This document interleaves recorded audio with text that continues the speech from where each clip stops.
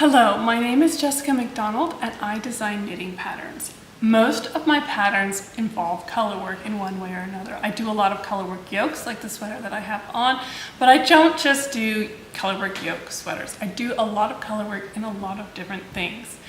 One of the main issues people have when they're knitting color work is managing the tension while they're knitting. So today we're going to talk about how to manage your tension while you're knitting color work so that you can hopefully improve your color work projects going forward. There are a few things that affect your tension as you're knitting color work, and they are your yarn choice, how you hold your yarn in your hands, and the technique that you use as you knit. Those are the three main things that I see when it comes to managing the tension in your color work yarn. Now, first of all, we have yarn choice, and you may be kind of confused about this, thinking that tension is mostly a technique issue, but the yarn choice that you make when you're knitting color work has a serious impact on how easy it is to manage the tension and how smooth of a fabric you're going to have as you're knitting and after your project is done and blocked. So let's talk about that for a little bit. It basically comes down to this. The slipperier, the more slippery your yarn is, the more difficult it's going to be for you to manage tension and have a smooth and even fabric. But if you choose a yarn that has a little more grip in it, it's a little more rustic, it's a little more sticky, it's a little more woolly, it's going to be a lot easier to manage your tension while you're knitting, and you're going to have a much smoother fabric at the end when your project is done. The reason for this is, as you're knitting color work, you're holding the yarns in your hands, and you need to maintain a certain tension in your yarn in your hands as you're knitting to make sure you're feeding out exactly the right amount of yarn for the fabric that's being created and for your new stitches that you're making. If you're using a yarn that's a little more grippy, it's a lot easier to manage the tension as it flows through your hands. The yarn isn't going to want to slip away and get away from you. It just kind of flows through in a nice, even way. If you choose a slippery yarn, it's going to be a lot harder to tension it in your hands. You're going to have to hold it more tightly. You're going to have to change the way you tension it so that you can manage the flow of the yarn as you're knitting. Because that yarn is slippery. It just wants to move. It wants to go through your hands and it wants to go through your stitches. It can get away from you a little bit. Another reason is, as you're knitting along, if you have a slippery yarn, it doesn't always stay put really nicely when you've knit it into a stitch. It's still slippery, it's not hanging onto the yarn around it, it's not hanging onto its neighbors.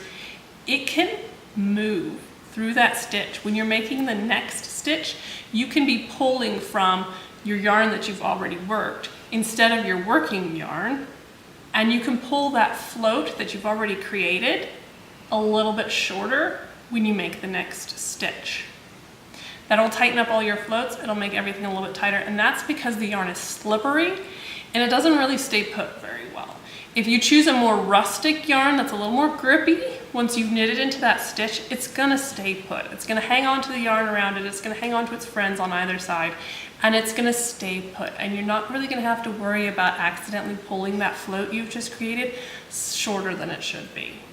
So choose a grippier yarn when you're knitting color work. If you're knitting with superwash yarns, please stop. At least stop using superwash, because that's really slippery. But if you're using a worsted spun merino, that's still pretty slippery, even if it's non-superwash. You're still gonna have to accommodate that slipperiness in that yarn so that you can have an even fabric. But if you go to a woolen spun yarn, you're gonna have a lot better results.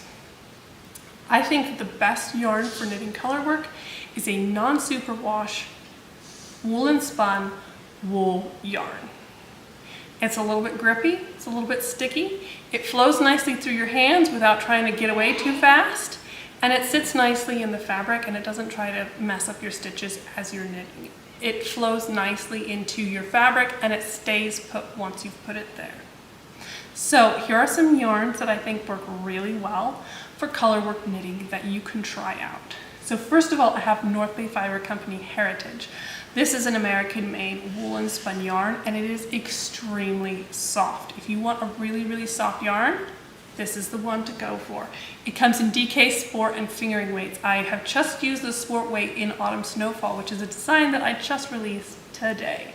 It's a really nice yarn. Then there's also Harrisville Designs Highland, which I'm currently using, and that's a worsted weight, and it also comes in a fingering weight, which I believe is called Shetland. These two yarns are American yarns. If you're somewhere else in the world, particularly Europe, you could look for Durand, Natura, Gilead, and Ulisse. Those are merino yarns, but they're woolen spun. So they're nice and soft, but that woolen spun construction makes them grip a little bit better, and they're a little bit better for Colorwork versus a worsted spun merino yarn. The difference in the construction of the yarn makes a huge difference in how it behaves as you're knitting up and how it behaves in the fabric after you have knitted up. There's also Biche et Bouche Le Lamb's Wool, which is a worsted weight yarn. It's listed as a heavy decay, but it knit up for me at a worsted weight gauge, so just be aware of that. Then they also have the Le Petit Lamb's Wool, which is a fingering weight yarn. These are all really nice yarns. I have used every single one of them in Colorwork. Every single one of them has done very nicely for me. And none of these are really scratchy and super rustic. These are all pretty soft, although I do think the softest ones are the North Bay Fiber Company Heritage and the Durand Natura Ulisse. Those ones are the softest ones of the ones I've listed. But these are really great yarns for you to try in your next Colorwork project. If you are using superwash yarns, or if you're using something really slippery, a lot of hand-dyed yarns are superwash, so those are going to be a lot more slippery. If you're using something really like baby soft and silky, that's going to give you problems when you're managing tension. So I would encourage you to try moving into a woolier yarn if you're having trouble with managing your tension. I have here, this is 100% worsted spun merino. It's not superwash, but it's 100% merino. This yarn is quite slippery. I am having to make accommodations with how I hold the yarn so that I can manage its slipperiness. I'll show you later. I'll show you in a few minutes here. Then I also have, this is a Harrisville Designs Highland. I'm also going to show you this, use this as an example yarn. This is a little more rustic, it's a little more grippy. I'm not having to make any accommodations in how I hold this yarn to manage my tension. So I'll show you these later in a few minutes. But before we get into that, I have a few more things to tell you. Next thing is blocking. If you have a Colorwork project that's all rumpled and the fabric is not smooth at all, I want you to block it. Actually block it. Don't steam block it. I want you to actually block it. Wherever you are in the middle of it, put it onto another needle, so you have it on 2 needles so you can lay it flat. That's how I do it. I just knit half of the sweater onto another needle. I use metal needles. If you use wooden needles, I wouldn't recommend doing this. But just put it on 2 needles so it will lay flat, or you can put it on waste yarn, or you could use barber cords if you have them, but I don't want to tell you to buy another thing. Put it on something so that you can lay it flat. Then actually wet block it. A sink full of warm water with some wool wash, soak it in there for at least 15 minutes, 15-20 minutes. Then drain the sink, squeeze the water out, roll it up in a towel, lay it flat to dry. Just like you would lay it out if you were doing the final blocking. Lay it out. In the summertime, I like to lay my stuff out on my table, on the deck. It dries in like an hour. Lay it out and let it dry completely and see how it looks then. Even though you have a really bumpy fabric when you're knitting, that doesn't necessarily mean your fabric is going to stay bumpy after you've blocked it. Sometimes it just needs a nice hot bath so it can relax and let go of all of its stress and settle into where it needs to be, and then you'll have a beautiful fabric after you've blocked it. So before you get so mad at your Colorwork knitting project that you rip it out, I want you to block it first and see if that solves your problem with the smoothness of your fabric and your tension issues. Next thing I'm going to talk about before we get into demonstrations is catching your floats. I do not catch floats. I do not catch floats at all. I think it's finicky. I hate how it ruins the rhythm of how I'm knitting. It makes me a lot slower. I don't catch floats. I had a sweater that had a 17 stitch span, and I did not catch that float. That float's 17 stitches long, and it is just fine. I wore that sweater a lot. There has never been any issue with that length of a float.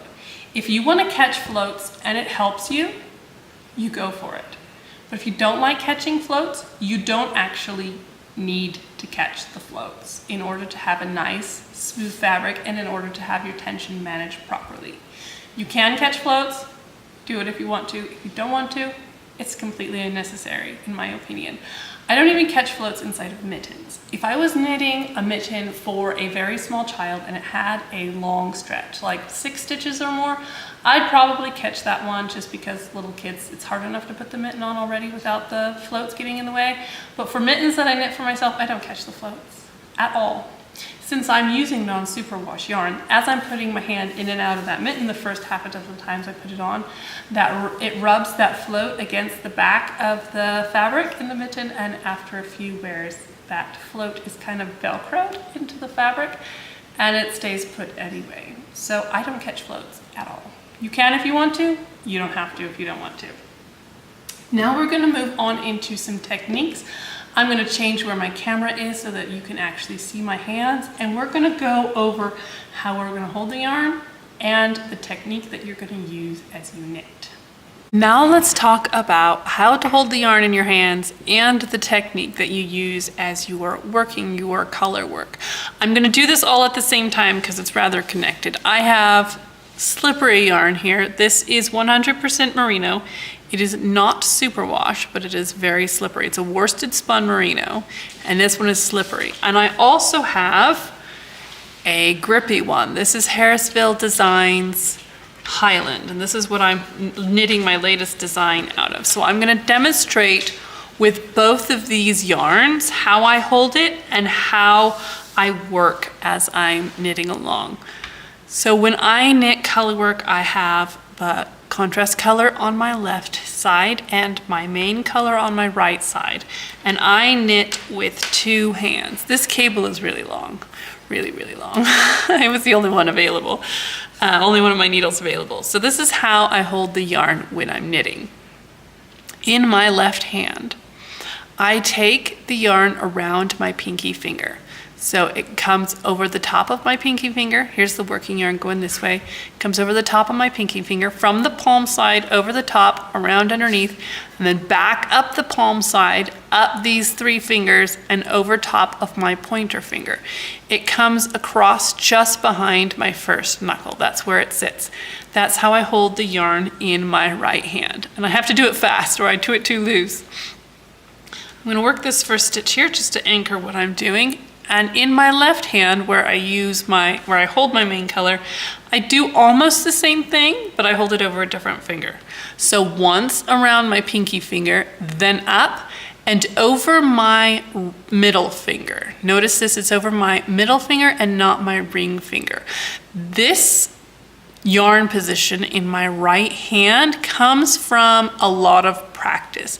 I used to hold it over my pointer finger, just like I do in my left hand. But that made it very difficult for me to manage the tension as I was knitting, because I use my pointer finger on my right hand to move the stitches along, which I didn't realize until I was knitting the main color with my right hand. So you need to keep in mind that everybody is going to knit in a slightly different way. Even if we use the same general technique of continental versus throwing or picking or whatever it is, we all have our own little unique things when we're knitting. So you need to try some different things to figure out what works best for you. What works best for me is to have the yarn come over my middle finger here. That gives me the most control over this yarn.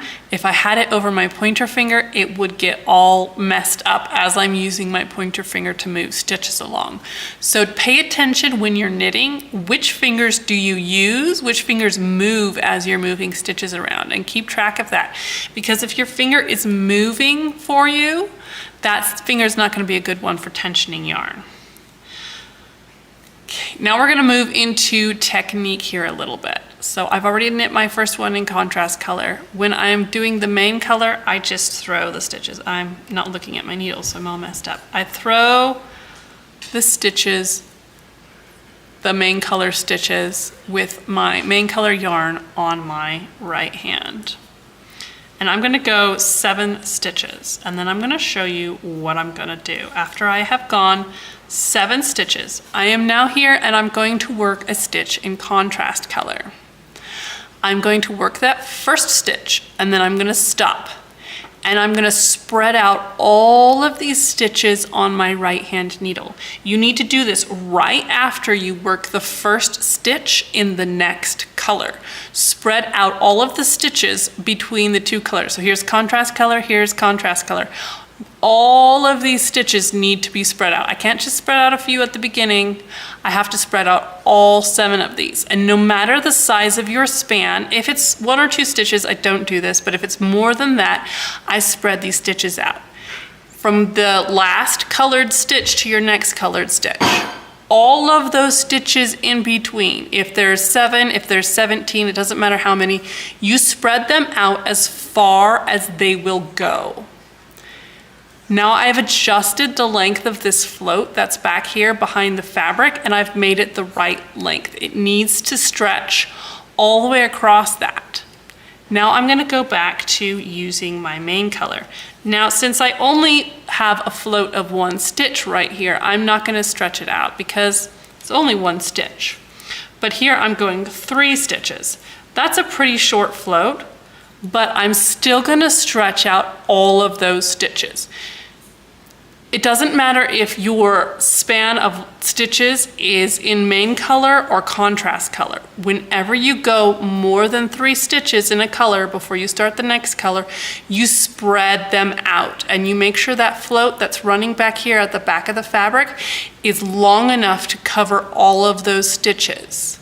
Now I'm going to do the next bit, but I'm not going to stretch it out so you can see what happens when you don't stretch it out. So I've knit 3 stitches there. I didn't stretch it out. I'm still going.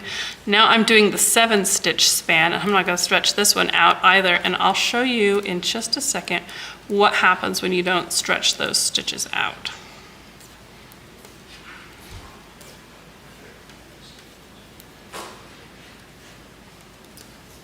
All right, here we go. Do you see how it's bubbling right here? Just a little bit, but it's already bubbling.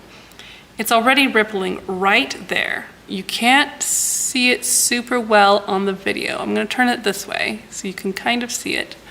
But we have, the edge of the fabric is rippling because we're just a couple stitches in. But this fabric here, these stitches here are already bubbling up and they're already puckering because this float that's on the back of the fabric is not long enough to give these 7 stitches enough room. It's not even enough room here for these 3 stitches. You can see the difference in length here. This one is a little bit longer than this one because I stretched this one out, but I didn't stretch this one out. So now I don't have enough room for these stitches here. My float is too tight. So what's gonna happen if I continue knitting like this, I'm gonna end up with a really tight fabric and it's going to have a lot of bubbles and puckers because you have too many stitches here and they're all constricted and held tightly together because this float is just way too short. So as you're knitting along, you need to spread out the stitches on your right hand needle whenever you start a new color. Now I'm going to adjust this. I want you to look at this. So this is my grippy yarn. This is my really strong yarn that doesn't want to move around. When I go to stretch these out, that float doesn't want to grow. That float isn't really changing because I've already knit it into this stitch and I've already knit the next one. It doesn't want to move. So I'm gonna have to grab this and pull it a little bit. Then I can stretch it out, then I can move it, then I can get as much yarn as I need to make that float long enough. But these floats, when you knit them in grippy yarn, watch, I'm gonna pull. I'm gonna move my hand so the light's on it. I'm gonna pull. Do you see how it's not really going anywhere? It's tightening on the needle, but this float really isn't going anywhere. It's just staying put, it's staying the same length. You don't have to worry as much when you're knitting along that your tension on this yarn is going to pull that float too short as you're knitting along, okay? Now we're going to move to the slippery yarn. So that was the grippy yarn. Here is the slippery yarn. Now, how I adjust is, I gotta organize my yarn real quick. When I hold it in my hands, oh, that's the wrong color. when I hold it in my hands, I'm gonna go twice around my pinky finger with the working yarn. So once, twice. Then it's gonna come up over my finger. Since it's going twice around my pinky finger, that's twice as much friction as it comes through there, and that really helps a lot with maintaining an even tension on this yarn. If I just went once around, like, it just slides through really easily. It's gonna be difficult to maintain some amount of tension on this yarn, and I'm gonna be gripping with these two fingers together. Instead of the yarn flowing smoothly through my hands, I'm gonna be gripping because I'm gonna be trying to keep it tight, and it's gonna be really uncomfortable and unpleasant to knit with. So I'm gonna go twice around my pinky finger. Nope, I'm gonna look at what I'm doing this time. Twice around my pinky finger, and then I do the same with my main color. And again, whoop, that's all tangled, over my middle finger here with the main color. That helps me maintain more tension, more control over this yarn that is really, really slippery. So now I'm going to knit, I'm not even gonna follow the pattern, I'm going to knit 7 stitches, just like I did in the grippy yarn.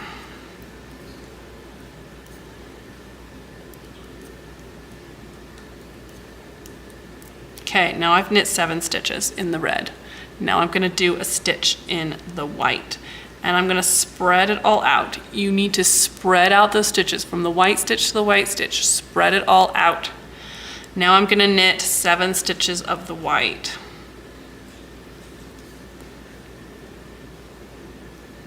But I'm not gonna spread it out. I'm just gonna knit. And I'm gonna knit 7 more stitches of white.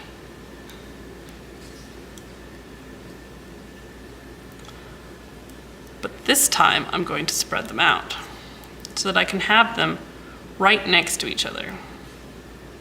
Now look at this. I don't have a measuring tape handy, but you can look at the difference here. These ones did not get spread out as I was knitting.